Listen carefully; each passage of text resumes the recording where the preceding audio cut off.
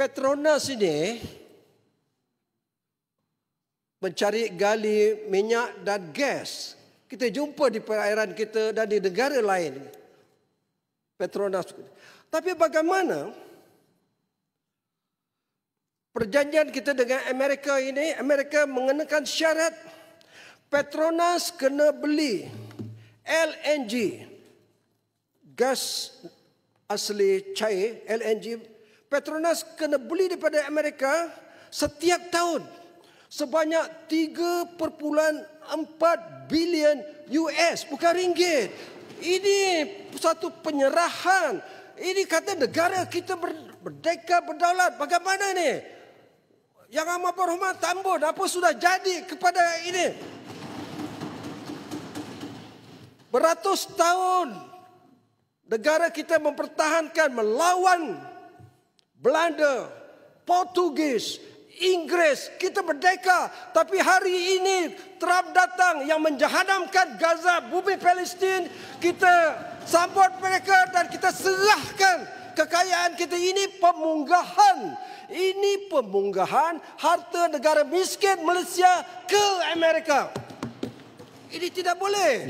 Saya kritik. Saya tak tahu apa jadi pada saya selepas ini. Tapi saya tidak setuju. Bagaimana ada syarat Amerika kenakan bahawa ikut perjanjian kita mesti jual nadir bumi kita ke Amerika. Tiada siapa boleh menghalang. Mana boleh dia mengenakan syarat sedemikian. Ini yang perunding-perunding ini, Menteri MITI ini, apa yang mereka runding ini. Ini penggadaian negara kita. Ini memalukan. Kena jawab di sini. Betul lah. Kita memang ada sopan santun, berbudi bahasa. Kena menari. Tetapi tanpa sebutir bom. Tanpa senapang. Tanpa apa-apa.